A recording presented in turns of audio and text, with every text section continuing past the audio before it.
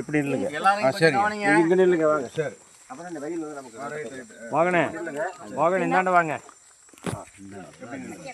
அள்ளிப்பேடா அவர் அள்ளித்துக்குன்னு தம்பித்தாரா வயல் நான்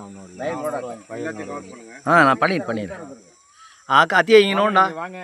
அவர் கதை சொல்றாரு, வரலாறு சொல்றாரு. அம்மா இதெல்லாம் வரண்டா. வாங்க, யாருன்னா சிறப்பாக சொல்லுங்க. வாங்க ஐயா, வாங்க. ரெண்டு பேரும் வந்து சொல்லுங்க.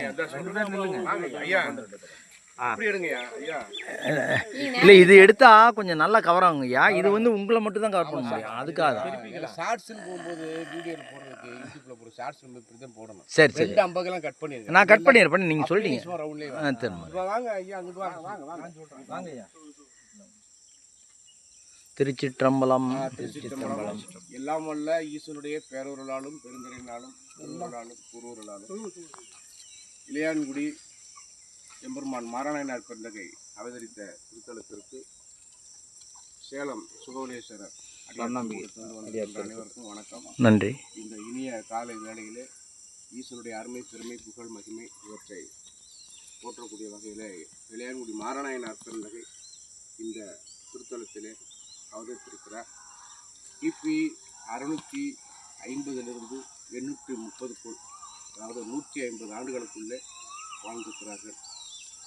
மாராயணர் பெருந்தனுடைய துணைவியார் பெயர் புனிதவதி தாயார்.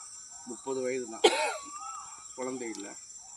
இயற்பெயர் என்னன்னு தெரியல. மாறன்கிறது பட்டம், வாரி வழங்கக்கூடிய வள்ளல். அப்படிங்கிற வகையில் அந்த ஈஸ்வருடைய அருளால் மாரநாயனார் வந்து மாகேஸ்வர பூஜை என்றால் என்ன என்று உலகிற்கு அறிமுகம் செய்திருக்கிறார் எம்பெருமான் மாராயணனார் தான். அதாவது பெரும்பாலும் சிவனுடையார் பெருமக்கள் அன்னதானம் பண்ணுவாங்க. 63 நயன்மார்கள் நிறைய பேர் அன்னதானம் பண்ணியிருக்காங்க. ஆனால் அந்த சிவனுக்கு செய்யக்கூடிய பூஜை வழிபாடுங்கிறது மகேஸ்வர வழிபாடு. ஆனால் அடியார்களையே சிவனாக பாவித்து செய்யக்கூடியது மாகேஸ்வர பூஜை. அதை வந்து உலகிற்கு அறிமுகப்படுத்தியவர் எம்பெருமான் ஒரு மாரநாயனத்திராக. பசுவினுடைய அந்த தனம் என்ற வகையில் நெய் இல்லாமல் சாப்பாடு போட மாட்டார். அந்த வகையில் இந்த இளையான்குடி வந்து இது வந்து வெற்றிலைக்கு ரொம்ப ரொம்ப சிறப்பு வாய்ந்த இது. வெற்றிலை சோழ வந்த வெற்றிலைங்கிற இளையான்குடி வெற்றிலை சிறப்பு. ஆமாம், அந்த மாதிரி அப்படிப்பட்ட வகையில் இவர் இந்த மாதிரிலாம் வாழ்ந்துருக்கிறாரு. ஈசனுடைய அருளால் இவர் வந்து இவருடைய உலகிற்கு